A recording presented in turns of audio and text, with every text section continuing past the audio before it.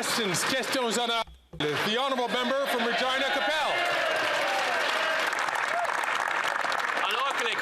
While the Conservatives, the common sense Conservatives will abolish tax, build homes, fix the budget, and stop crime, this Liberal Prime Minister, with the support of the Bloc, is not worth the cost or the crime or the corruption after 8 years. The Bloc voted 8 times to give millions to the Liberals for its ArriveCAN overruns. The Bloc leader knew that Arrive scam would cost $80,000, but it still voted at least millions more for Arrive scam. What is the Bloc for? The Honourable Minister of Public Services. Thank you very much, Mr. Speaker. Like we have done several times, this question has already received several answers, but we would like to thank the Auditor General once again for important support and her recommendations with respect to the ArriveCAN app. The good news is most of these recommendations have already been implemented.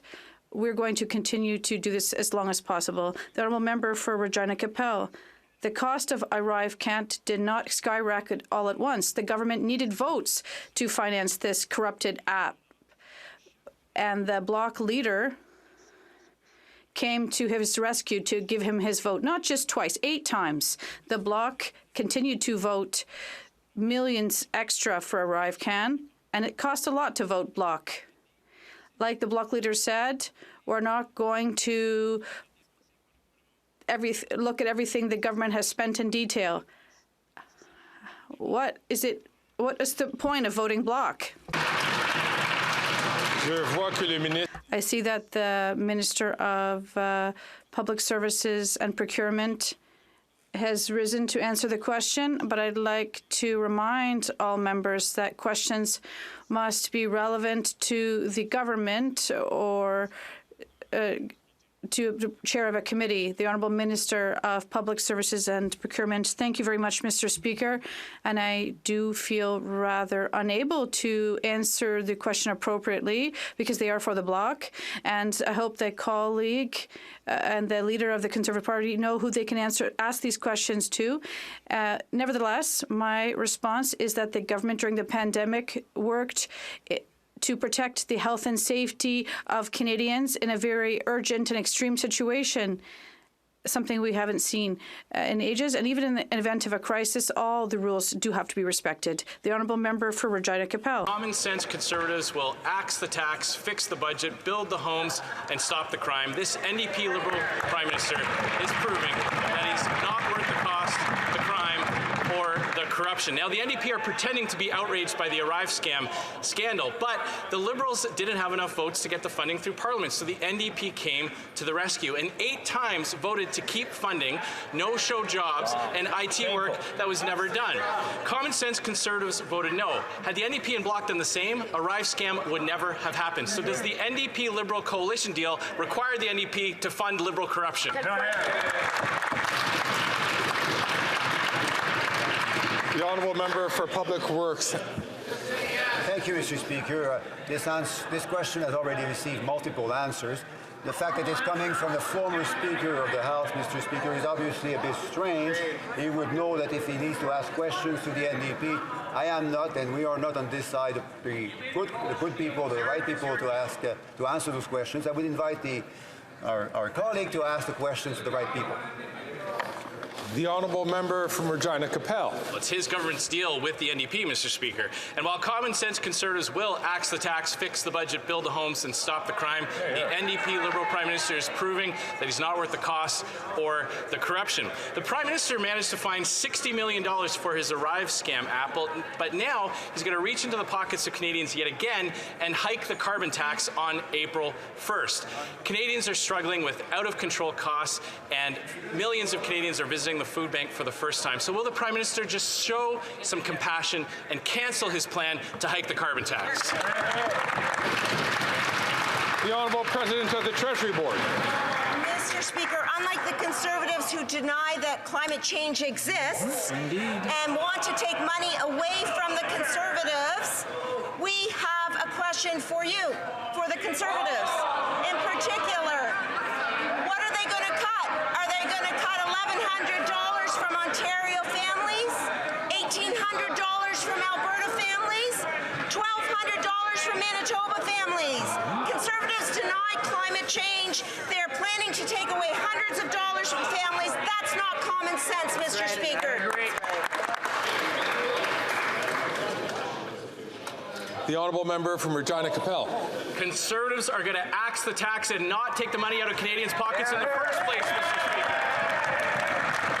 And their own nonpartisan, independent parliamentary budget officer has concluded that Canadians pay far more in the carbon tax than anything they hope to get back in the rebate. And on April 1st, they're going to hike it again. And something devastating is happening in Canada, Mr. Speaker. People are starting networks on social media to coordinate efforts to go dumpster diving. There's actually one in Toronto, Mr. Speaker, and the founder said the most common answer we get to the question of why do you want to join this network is too broke to afford food. Why are they hiking the carbon tax, Mr. Speaker? The Honourable President of the Treasury Board. Mr. Speaker, note that the opposition does not rebut the claim that they deny that climate change exists. Note that they are not standing up for future generations of Canadians by protecting sustainability and acting on climate change. But I want to say, Mr. Speaker, the inflation numbers have come down below 3%. Yes. Our government is continuing to put money back in the pockets of Canadians, and we will be there for Canadians, offering supports to the most vulnerable Canadians while the Conservatives vote against every single time. The honourable member for La Prairie. Those who were worried about the love affair between the Liberals and the NDP can rest assured it will continue until 2025. Weddings are expensive, no question about it. But above all, it's all about pleasing Quebecers, not Quebecers' priorities. Quebecers didn't ask for daycare. We already have them. Quebecers didn't ask for federal dental coverage. We already have that. Quebecers didn't ask for drug coverage. We already have that too. How much more is it going to cost us to insure our two lovebirds for programs that aren't even Quebec's priorities? The Honourable Minister of Innovation. Mr. Speaker, better off if Quebec has been a leader in social coverage. Yes, we've taken inspiration for health cares from Quebec, and in terms of dental care, yes, we've taken inspiration from Quebec every time we take initiatives that will bring Canada to have more services for Canadians. And Mr. Speaker, what surprises me when I hear the Bloc this morning is not to talk about investment or like the one in Laval this week. Canada will have the most modern factory here in Quebec, and we are concerned about the safety and security of Canadians. The honourable member for La Prairie. If only Liberal NDP health insurance improved health care. But a year since the forced agreement on health transfers, not a penny has been paid to Quebec because Ottawa is imposing its conditions. 11 months since Quebec demanded the right to opt out of federal dental coverage, and still nothing. Today, our lovebirds are adding a third long-term squabble over drug coverage. And meanwhile, not a single Quebecer is getting better care. Instead of scheming to stay in power, why not put money back in the pockets of Quebecers so we can treat our people? The Honourable Minister of Health. Mr. Speaker, clearly the Bloc is trying to create squabbles, but we are looking for solutions. And that is the reason why we're having good conversations with Minister Dubé and the Quebec government. It's a question of enhancing healthcare transfers, and it's clear. It is essential for all Quebecers to have access to dental care, for a solid healthcare system.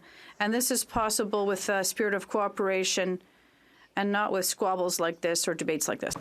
The honourable member from Burnaby South. People are getting ripped off by corporate grocery stores in this country, and in the north, it's on another level. 1 liter of olive oil costs $36. Now, the federal government subsidizes corporations working in the north with a program called Nutrition North. The Nutrition North gives millions of dollars of subsidies to these companies. These companies take a third of it and don't pass it on to consumers. So will the Liberal government reform Nutrition North so the benefit goes to the people, not to the CEOs of corporations working in the North? Hear, hear. The Honourable Minister for Northern Affairs. Thank you, Mr. Speaker, and I thank the member for that very important question. Our government is absolutely committed to ensuring that 100% of the subsidy, the retail subsidy, is passed directly to Northerners. We know that prices are too high in the North, and we have worked, we'll continue to work with territorial governments, with Indigenous partners, and more importantly, people who live in the North and the Arctic to make progress. Progress has been made, but there's a lot of work to do.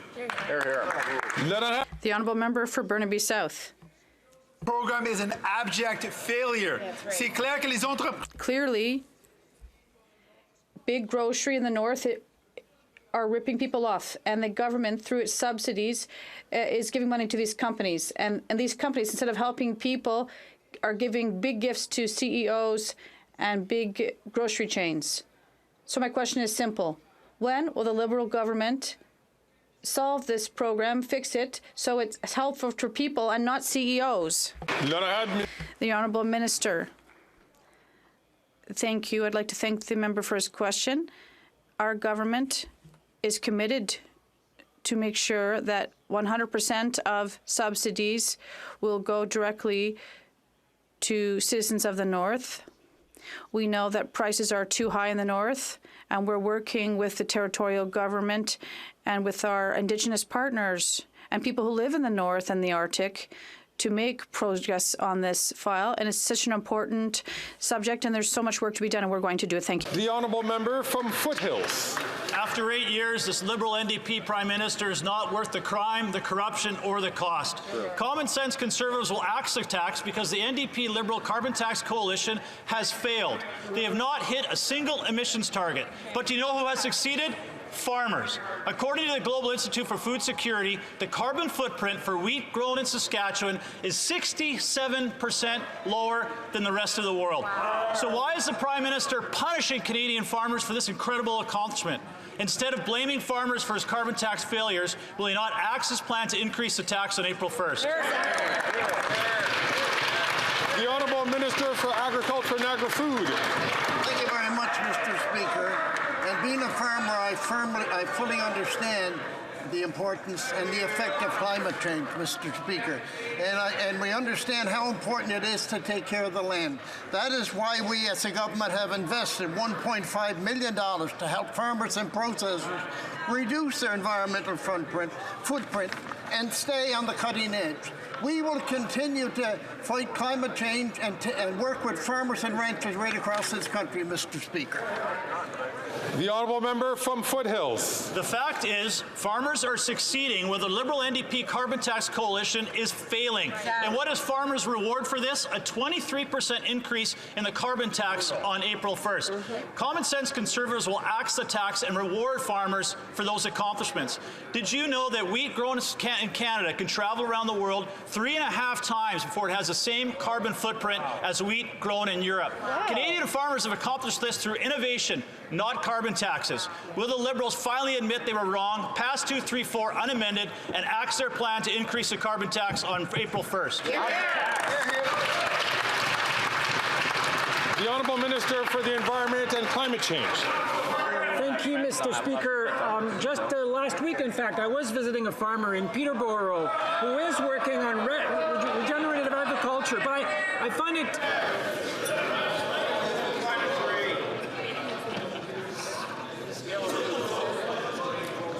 Colleagues, order.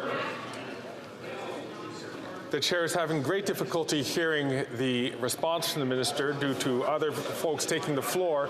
I'm also hearing the member who'd asked a question having difficulty even hearing in his earpiece. So I'm going to ask all members, please, to keep it down. The Honourable Minister from the top.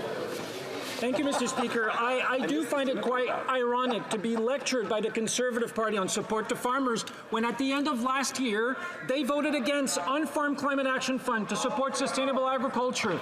They voted against Dairy Innovation and Investment Fund for farmers, Mr. Speaker. They voted against funding in support of dairy, poultry, and egg supply management producers. On this side of the House, Mr. Speaker, we believe in our farmers, we support our farmers, and we help them to fight climate change. Doesn't make sense. The honourable member from Lethbridge. Common sense Conservatives will axe the tax, build the homes, stop the crime, and fix the budget. That's what our commitment to Canadians is. Meanwhile, the NDP Liberal Prime Minister can't help himself but skyrocket the crime, increase the corruption, and of course, he's just not worth the cost because he's causing it to go through the roof. But he's incredibly hypocritical because for him, pollution is free. He can just jet set around the world while Canadians continue to pay. On April 1st, they'll see an increase of 23% on the carbon tax. My question is simple. Will the Liberals finally side with Conservatives and scrap the tax? The Honourable Minister for Natural Resources. Thank you, Mr. Speaker. I think the most appropriate question is, will the Conservatives actually look at the data? The data will tell you that 8 out of 10 Canadian families get more money back and that it is actually an affordability measure. If the honourable member would actually look at the research done by the University of Calgary, she would know that. But, Mr. Speaker, I think Canadians really need to understand that the Conservative approach to climate change is to let the planet burn. It is to leave an impoverished environment and an impoverished economy for the future of our children. Shame, shame, shame. The honourable member from Lethbridge. The contrast could not be more stark when it comes to the Liberals versus the Conservatives and their opposition to the Canadian people.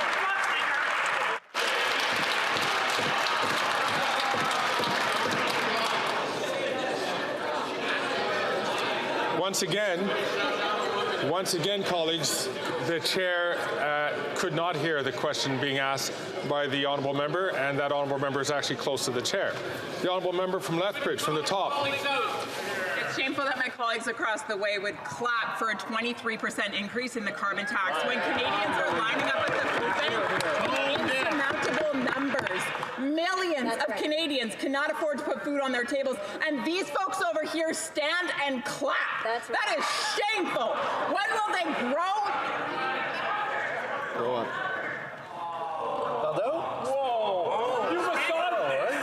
You can call them to account. Mr. Speaker. You can call them to account. You can call them to account.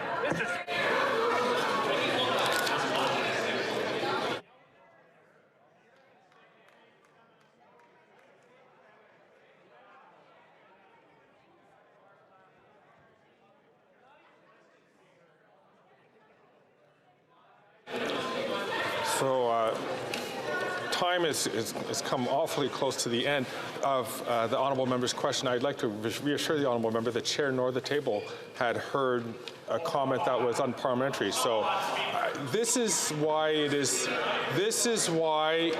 very important to all members.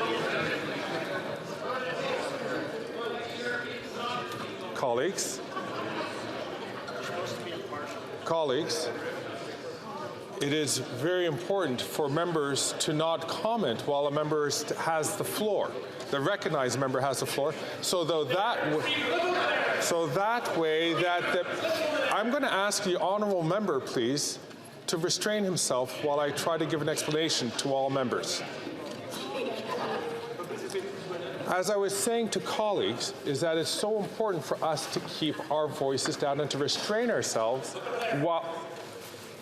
I'm going to ask the honourable member once again to please, and ask him, please follow the good example of his whip and restrain himself while this chair is talking.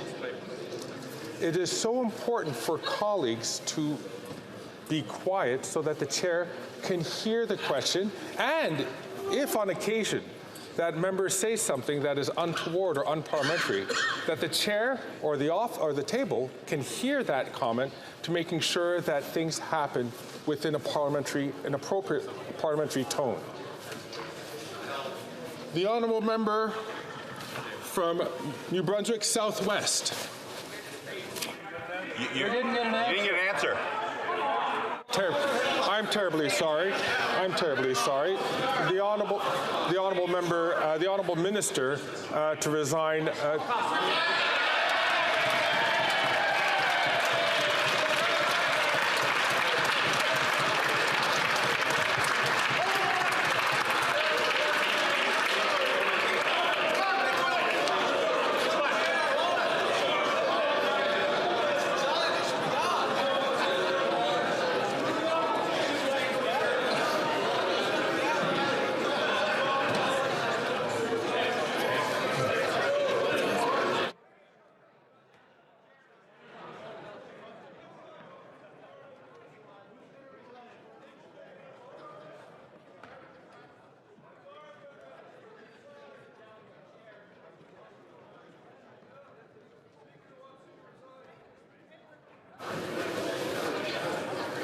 So, again, I'm going to ask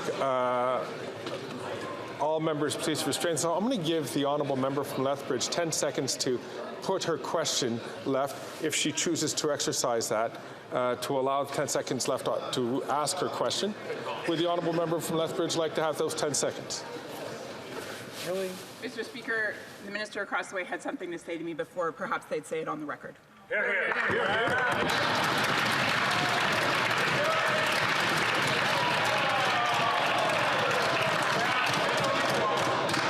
The Honourable President of the Treasury Board.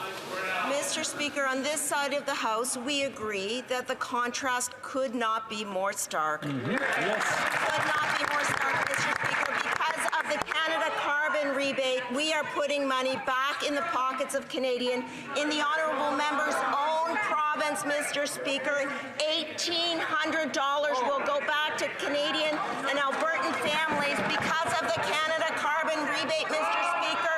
$1,200 for Manitoba. Just I want to remind members to be very judicious. If they're going to quote from something, but otherwise it could be perceived as a prop. So I'll ask the Honourable Parliamentary Secretary to continue. She has 6 seconds left on the clock. Mr. Speaker, I'll close by saying that the Leader of the Opposition's climate denial would axe all of the rebates that we are giving. The honourable member from New Brunswick Southwest. Mr. Speaker, while common sense Conservatives will axe the tax, build the homes, fix the budget, and stop the crimes, this NDP Liberal Prime Minister is not worth the cost, the crime, or the corruption after 8 years. Canadians are paying higher prices because of sky-high taxes. Today in New Brunswick, we pay over almost 60 cents more for gasoline per litre than they do in neighbouring Maine. On April the 1st, the carbon tax is going to go up again, 23%. Will the Liberals axe the carbon tax and give Canadians a break? Yeah. Great job. The Honourable Minister for Natural Resources. Mr. Speaker, what do you call someone who says one thing and does the other? You say they are acting hypocritically. Mr. Speaker.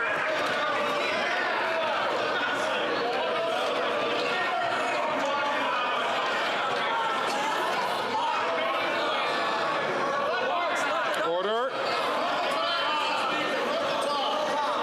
Order.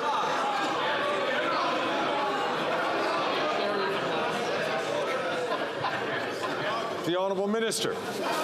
Speaker, you would say that they are acting hypocritically. The Conservative Party says they have principles. If you don't like, they have other principles. In their 2021 platform, on which every one of those members of Parliament was elected, the platform said, quote, "We recognize that the most efficient way to reduce our emissions is to use pricing mechanisms." The Conservative position is not only devoid of facts, Mr. Speaker, but their position is the height of hypocrisy. How can Canadians believe anything these folks say? The Honourable Member from New Brunswick Southwest. Mr. Speaker, let's remember, these Liberals promised they would never increase the carbon tax by more than $50 a ton. It's skyrocketing up to $270 a ton. It's going to go up again on April the 1st. And voters in my district see that every day they cross the line to buy gas in Maine, 50 cents less a litre cheaper. On top of that, they're now collecting the HST and the GST on gasoline and energy prices, another $5 billion. When are these Liberals going to stop punishing Canadians and give Canadians a break? The Honourable Government House Leader. My colleague, the Minister of Natural Resources and Energy, just asked this member a question.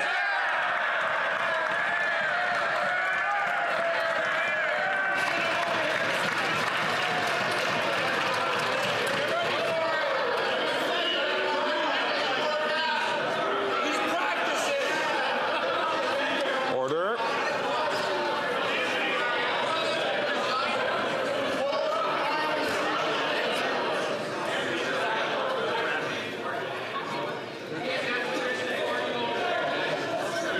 The Honourable Government House Leader. In the category of God forbid, Mr. Speaker, look, this member went around like all of his colleagues. Every single person who has asked a question in question period today went to their constituents' doorsteps with a brochure that says, elect us, we will have a price on carbon. How do those members now stand up with a serious face in front of Canadians and say they're not misleading them today?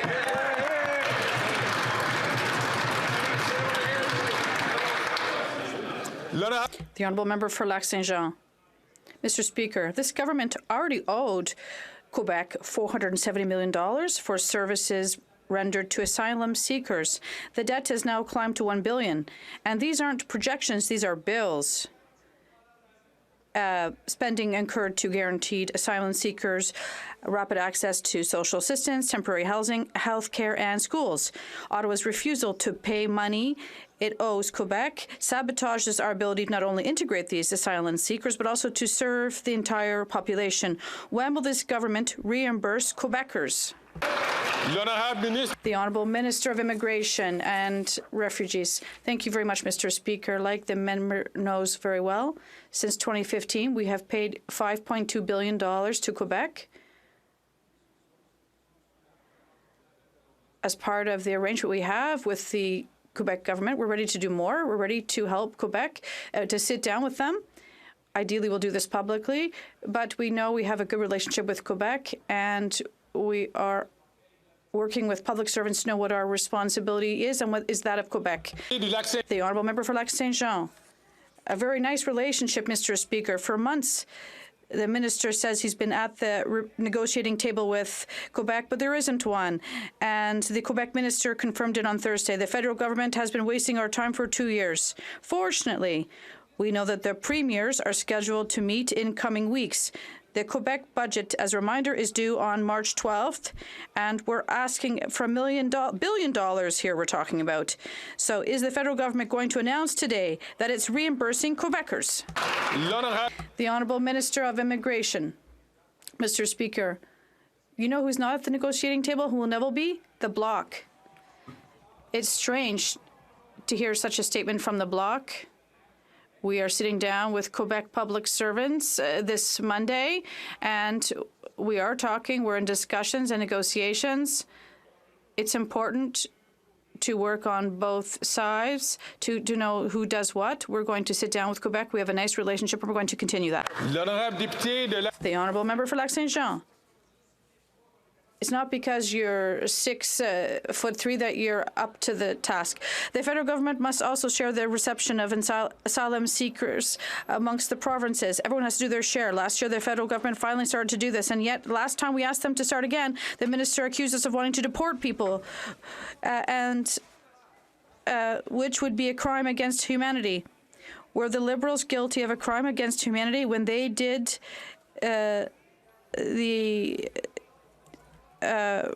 work last year? Of course not. So why don't they get back to work before Quebec's public services collapse? Before the minister answers, I'd like to remind all members to be careful to make sure that there is no targeted comments to a person.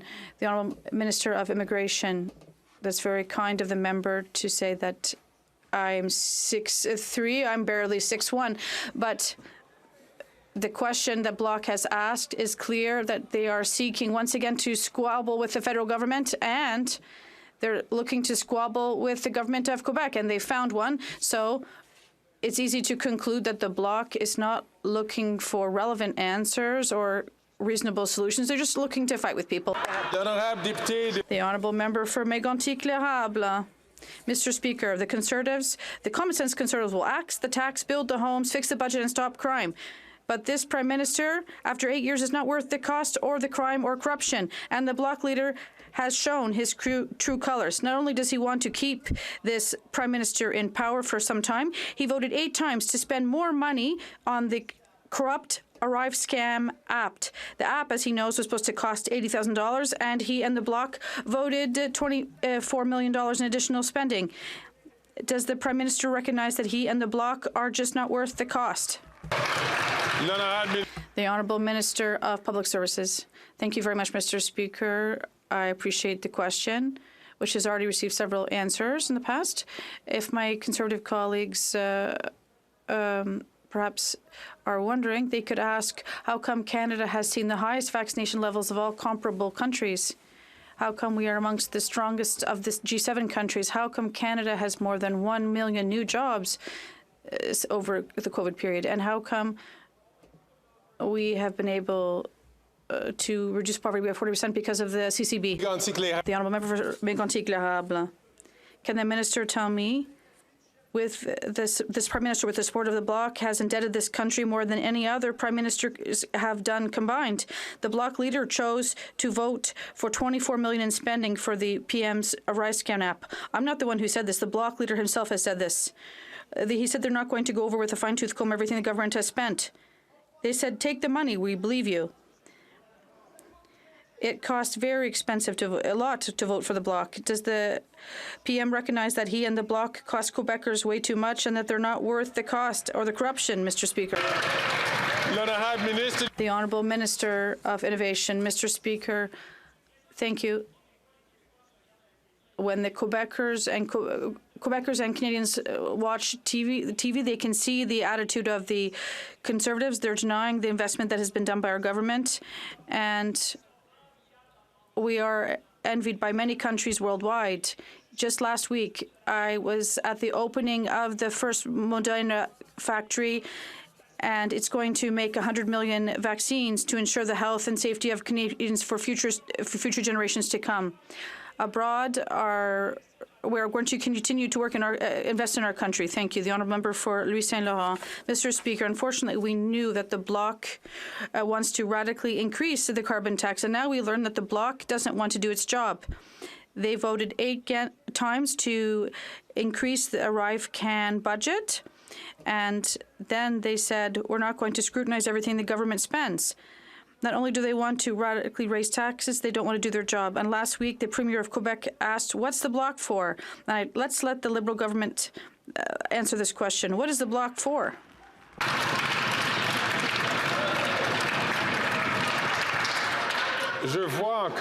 Once again, I see, and as I've repeated twice before, that questions must be addressed to the government or directed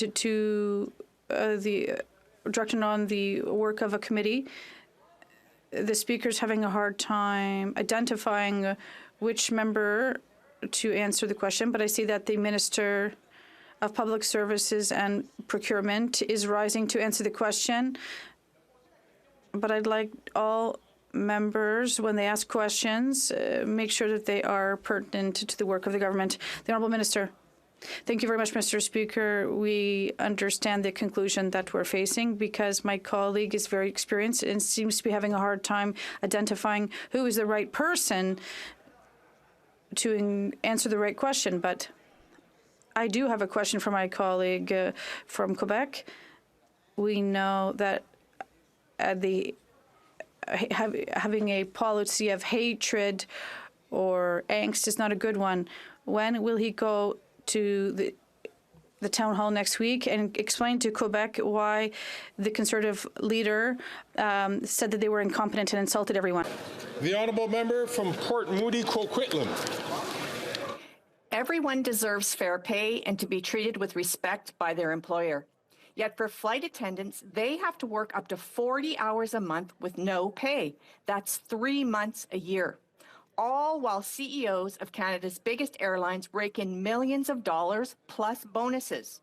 And the Liberals, they're doing nothing about it, letting CEOs get rich off the backs of unpaid work. Will this government stop the exploitation of workers and address unpaid work in the airline industry? The Honourable Parliamentary Secretary to the Minister of Transport. Speaker, we have been there from the get-go for Canada's workers. And in fact, we've introduced legislation in concert with the NDP on replacement workers. And we will continue to be there for workers every single step of the day. We have continued to change the legislation to make sure that there's a level playing field, and we will continue to address issues that the member has just brought up, as well as a whole slew of other issues. Thank you very much. The Honourable Member from Courtenay, Alberni.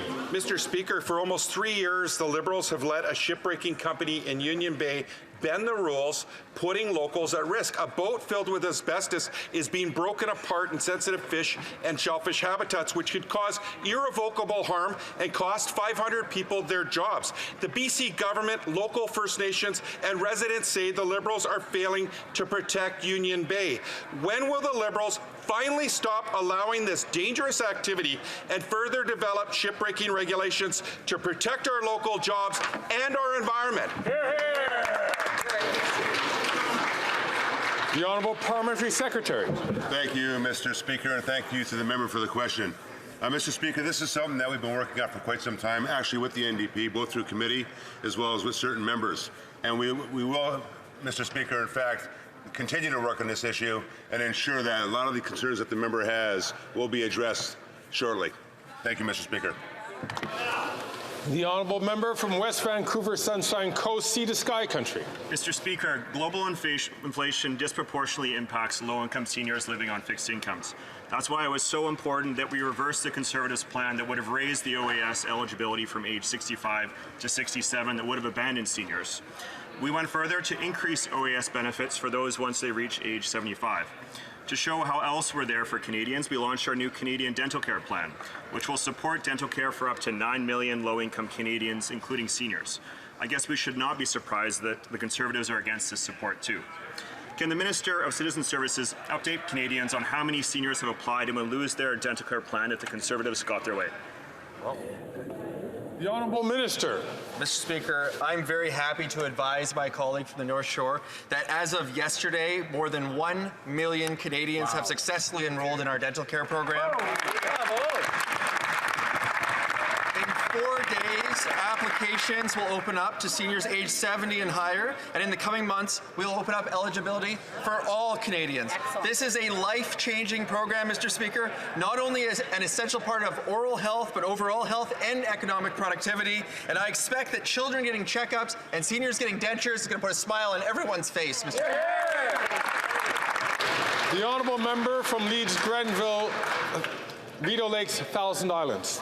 On one hand, common sense Conservatives will axe the tax, build the homes, fix the budget, and stop the crime. On the other hand, after 8 years, we have an NDP Liberal Prime Minister who isn't worth the cost, the crime, or the corruption, but he needed support for his $60 million Arrive scam. And where did he get it? From the costly cover-up coalition NDP. Right. Now, what Canadians want to know in this scandal that cost them millions is what did these Liberals promise the NDP in exchange for their vote to support the corruption of this government? The Honourable Parliamentary Secretary to the Minister for Public Safety. Mr. Speaker, when it comes to the issue of allegations of misconduct in the procurement process, we take that very seriously.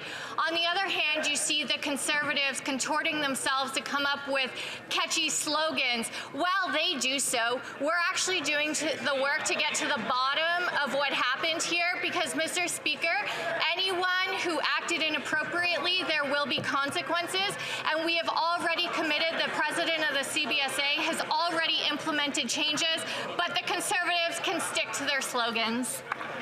The honourable member from Leeds, Grenville, Thousand Islands and Rideau Lakes. Well, it won't fit on a bumper sticker, but that member and everyone over there voted against the common sense Conservative motion calling for the Auditor General to investigate their corruption. And corruption is exactly what they found, and that's what they get on that side of the House. On this side of the House, they have common sense Conservatives who will axe the tax and build the homes and fix the budget and stop the crime. So why did the NDP support these Liberals with the $60 million Arrive scam that saw Liberal insiders working in their basement getting paid millions while Canadians line up at their food banks? What did the Liberals promise the NDP? The Honourable Parliamentary Secretary to the Minister of Public Safety. Mr. Speaker, on the contrary, we support the work being done by the Auditor General, including the Information Commissioner. We want to get to the bottom of what happened here. Mr. Speaker, the CBSA president has been very forthright in sharing information with the committee. The minister has spoken with her as well, ensuring that information is being shared because we welcome this work. And as I have said many times in this House, Mr. Speaker, any misconduct in the procurement process will come with consequences. The honourable member from Brantford Grant. Mr. Speaker, while common sense Conservatives will axe the tax, build the homes, fix the budget, and stop the crime, the NDP Liberal Prime Minister is not worth the cost, crime, or corruption after 8 years. Canadians are sick and tired of seeing the NDP leader pretend to be outraged over the Arrive scam. Let me remind the House that the Prime Minister needed votes to keep funding his $60 million Arrive scam, and the NDP came to their rescue. Joining Conservatives and voting no would have saved Canadians tens of millions of dollars. Hear, hear. Does the coalition between the Prime Minister and the NDP require them to fund the Arrive scam? Hear, hear. The Honourable Government House Leader. I think it'd be useful, Mr. Speaker, if we just move on from the slogans written in the Leader's office for one moment while I address another issue that would actually help Canadians today. On this order paper, Bill C-35, which will guarantee lower child care costs for every single mother and father in this country.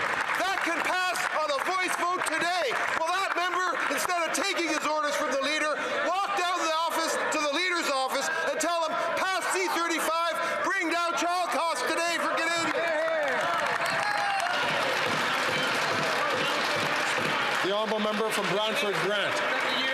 This member stands for the rights of Canadians and getting to the heart of this $60 million Arrive scam. They voted yes at least 8 times to give tens of millions of cost overruns, money for nothing contracts to shell companies, including $20 million contract to a two-person basement business that wrote the terms for their own contract. This Prime Minister is not worth the cost nor the corruption. I'll ask again, what did they have to do to get them to require them to fund the Arrive scam? Hear, hear, hear, hear. The Honourable Government House Leader. Well, I see that answer had a little effect, but I would again encourage my honourable colleague, instead of taking all the inbound invective and all the rage farming from the Leader's office, that he trudge back down that long hallway to his Leader's office and say, Mr. Leader, you know what we can do today? We can bring down dental care costs for Canadians by passing the bill of the fall economic statement that will help seniors, that will help poor families, that will help children in this country. We can have an impact today on Canadians' lives. Stand up and vote for Canadians.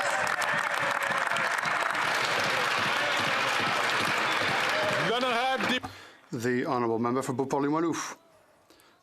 Let's go back to Arrive Can. The government set up an $80,000 application to simplify traveller declarations. Nothing to alarm the Prime Minister or the Cabinet. It was just a small, unimportant expense that's glossed over when summarising the department's actions. And then it went from 80,000 to 10 million to 30 million to 59 million. It seems to me that when I believe it should have been mentioned to the Prime Minister. When exactly were the Prime Minister and the Cabinet notified of these unacceptable cost overruns? The Honourable Minister for Public Services and Procurement. Thank you, Mr. Speaker. My colleague asked a very good question. She no doubt remembers that there was a pandemic over the past few years, the worst pandemic since 1919, with the worst economic crash since 1930. She knows that public servants had two directives, the first of which was to act rapidly and efficiently to save hundreds of thousands of lives and millions of jobs, and the second was to act in a good way by following rules, which was unfortunately not done. The Auditor General noted this. Luckily, her recommendations have, for the most part, already been implemented. The Honourable Member for Beauport-Limoilou. The Liberals seem to want to pass the buck to civil servants, but it is unthinkable that a cost overrun of this magnitude was not reported. It is unthinkable that no one warned the government that it might be in trouble. The Prime Minister and the Cabinet were certainly alerted, and yet they continued to spend Quebecers' money as if it was Black Friday. Did any reasonable person in this government say to themselves, well, that's enough, or did they hope that no one would notice? The Honourable Minister for Public Works and Procurement. Thank you, Mr. Speaker. I already answered that question earlier. What I'd like to add, however, is the importance and the value of the Auditor General's work. I'd like to thank her, but also encourage her to do her work. It is an essential role for our democracy in a context where Parliament and parliamentarians need that work to force governments to do the right thing and to make sure that rules are followed by all public servants federally. The Honourable Member from Sherwood Park, Fort Saskatchewan. After 8 years, Canadians know that this NDP Liberal government is not worth the cost or the corruption. Right. With NDP help, these Liberals gave at least $20 million to a two-person company during the Arrive scam scandal for no work done, and Canadians want their money back. Meanwhile, the Auditor General found a stark absence of documentation. Reports now show that tens of thousands of emails were illegally deleted. Will the Prime Minister and his NDP partners responsible for this scandal stand up and tell us when they will release the documents that are missing? Now, when? I'm going to encourage all members to please not take the floor when they are not recognized by the chair, so that the chair and all members can hear the questions and the answers.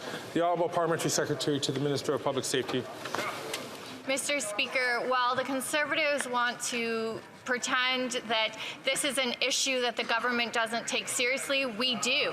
Mr. Speaker, we are very concerned about these documents, and that is precisely why we support the Information Commissioner's decision to review this matter. And Mr. Speaker, CBSA has already indicated that they will work with the Information Commissioner on providing any information they have. As I've said before, we want to get to the bottom of this, and any wrongdoing will come with consequences. The Honourable Member from Wellington Halton Hills. Mr. Speaker, a very simple question. When will the government release the Winnipeg lab documents to this House? The Honourable Minister for Health. Thank you very much, Mr. Speaker. The short answer is imminently. It's going to happen right away. But I want to thank all parties, because it is through cooperation and working together, the mechanism that we set forth. Remember, it is the Public Health Agency of Canada that makes decisions around redactions. We set forward a collaborative process that all parties participated in, and as a result of that, this is exactly why additional information will be deposed before this House, and that additional information was exactly the intention in setting up that committee. And that means that Canadians will have additional views on the information therein. The Honourable Member from Wellington Halton Hills. Mr. Speaker, the 4 MPs on the Winnipeg Lab Committee found that most of the information the government withheld from Parliament was withheld to shield the Prime Minister and ministers from embarrassment rather than to protect national security. These 4 MPs, including a Liberal member, recommended that the majority of the information withheld by this government be made public. Will the government finally admit that its decision to withhold documents from Parliament wasn't to protect national security, but rather to protect itself from political embarrassment? The Honourable Minister of Health. Well, Mr. Speaker, of course, the honourable member across knows very well it is the Public Health Agency of Canada, not the Government of Canada, that makes a decision with respect to redactions. And those decisions have to do with national security and also with the protection of employees. And what we said, and by the way, it was initiated by this government, is we said there were questions that parliamentarians had, wishing to see additional information. We then, working, and I would remind the Conservatives didn't want to participate in this process. They actually were against participating in the process that produced the documents. It was the NDP, then the Bloc, and then the Conservatives all participated, and that's exactly why this information is available.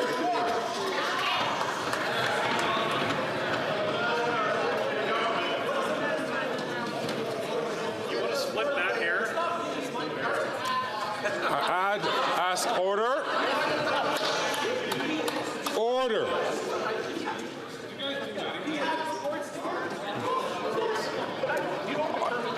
Colleagues, it is important for this conference, if I could ask the member from Ajax and the member from Sherwood Park, Fort Saskatchewan, to please take their conversation outside of this chamber, or to ask questions and to receive responses. Colleagues,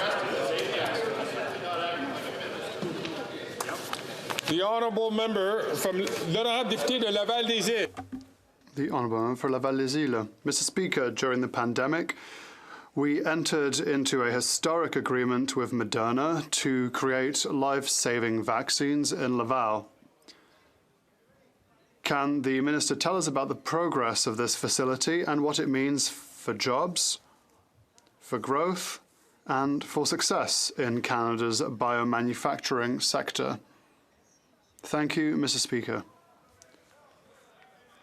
The Honourable Minister for Innovation. Mr. Speaker, I would like to thank my colleague for Laval-des-Îles and all my colleagues. We've delivered. Last Friday, I was with my colleagues to celebrate the end of the construction of the Moderna factory, the most modern factory in the world. It'll be here in Canada. We'll be able to build produce 100 million vaccines. Mr. Speaker, this is great news for Laval, and excellent news for Montreal, excellent news for research, and excellent news to make sure that we continue to be at the forefront of scientific progress in the world. The Honourable Member for Bellechasse-les-Etchemins, Lévis. Mr. Speaker, in the Chaudière-Appalaches region, an upsurge in violent crime is creating a great deal of insecurity. These violent crimes only confirm the appalling increase in violence in the country, which under this government has seen a 39% increase in violent crimes and a 61% increase in assaults with weapons or bodily harm. That's a sad record after 8 years of this Prime Minister. When will he reverse his laxist policies on crime and send criminals to prison where they belong? The Honourable Member, the Honourable Minister for Justice. I appreciate my colleague's question. What I would like to highlight for all Canadians is that crime in our community is a priority for every single parliamentarian in this House. That being said, with Bill C-48, which has just been adopted 2 months ago, with that bill, we have been able to target violent offenders that have used a firearm or weapon in their crime. And we will target them in particular so they remain in prison. The Honourable Member for Bellechasse-les-Etchemins, Lévis. Mr. Speaker, the Liberal government's policies allow violent criminals to serve their sentences in the comfort of their own living rooms, courtesy of the Bloc-supported Bill C-5. Another story of this constant blunder has been made public. A teenage girl was lured by an ex-policeman who is serving his sentence at home.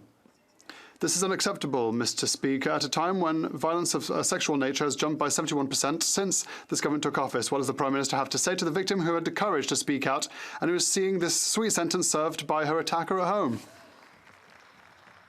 The Honourable Minister for Justice and Attorney General of Canada. Violent and sexual crimes are an absolute priority for our government, and that has been the case since we came to power. With regards to intimate partner violence, we targeted those actions a number of times through our bills. through bails as well and through other sentencings. With regards to mandatory minimum sentences, we have a complete contrast with the Conservatives when we deal with the overrepresentation of Indigenous and Black communities in our prisons. We have to target that kind of measure. Member, South Surrey, White Rock. Common sense Conservatives will stop the crime that the NDP Liberal Prime Minister has unleashed on our streets for 8 years. Instead of enforcing the law and stopping crime, he's going after law-abiding sports shooters and hunters. Machine guns are illegal in Canada since the 70s, but last week, caught on video, violent attackers with machine guns opened fire at a home in small city White Rock. Why does the Prime Minister prioritize billions of dollars going after hunters and lawful gun owners instead of the real criminals? The Honourable Parliamentary Secretary to the Minister of Public Safety. Mr. Speaker, our government has been steadfast and focused when it comes to going after serious criminals, something that the Conservatives can't actually talk about. As they yell out, Mr. Speaker, it'd be interesting for Canadians to know that during their time in office, they cut 600 RCMP employees from being able to operate across this country. Mr. Speaker, the so-called common sense Conservative means cuts to policing. We are cleaning up the mess they created. The Honourable Member from Balpec. Thank you, Mr. Speaker. Investments in infrastructure like roads, highways, bridges are crucial for our supply chains, local economies, and traditional industries, commuters, and all Canadians. Last week, our government, along with the province of Prince Edward Island, invested over $21 million to improve local roads, benefiting islanders and building on significant infrastructure investments. Can the Minister of Housing, Infrastructure and Communities share with this House the government's policy on projects like this and how they benefit rural communities? The Honourable Minister for Housing, Infrastructure and Communities. Mr. Speaker, I want to thank my honourable colleague for an excellent question, for his advocacy to get roads built in his community. This announcement worth more than $21 million is going to help build or improve 149 kilometres of road on the island. We continue to fund different road supports across programs, whether it's the Canada Community Building Fund, the Disaster Mitigation and Adaptation Fund, National Trade Corridors Fund, or the Investing Canada Infrastructure Plan, which included specific eligibility for rural roads. We've got programs in Calgary and my own constituency in Nova Scotia and on the island. We're going to keep doing what it takes to put people to work in good paying jobs that build communities. The Honourable Member from Churchill-Kiewatnik-Askey. Mr. Speaker, Canadians across the country are struggling with the rising cost of food, and it's even worse in northern and Indigenous communities, where the lack of competition has allowed Northmart, often the only option, to jack up the cost of food without consequence. The Liberals are choosing to stand with wealthy CEOs instead of helping families afford food. In addition to competition, First Nations like Garden Hill need reliable all-weather roads to be able to bring in food and supplies. When will the Liberals stop subsidizing CEO profits, take on the grocery giants, and stand up for Northerners? The Honourable Minister for Northern Affairs. Thank you, Mr. Speaker, and I thank the member for her important question. We are working with provincial governments, with territorial governments, with Indigenous governments, with communities of the North to address the very real challenges that are in the North: isolation, lack of infrastructure, the high price of food and the high price of absolutely everything. With the partnerships we have, I'm confident that progress is being made, but there's so much more to do, and we will get it done. Next on the list is the Honourable Member from Spadina, Fort York, but I understand that the member is having a difficulty. I'm going to ask him if he could just make sure that he could select the right microphone on his screen so that the interpreters will be able to have the proper sound. And I'll give the Honourable Member a couple of seconds to do so.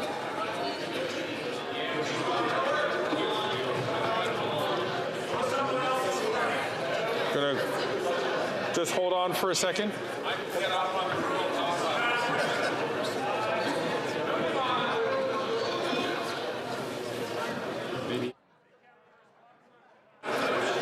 I'm afraid we're going to have to come back to the member on another day for him to ask his question so that we could work out this technical difficulty.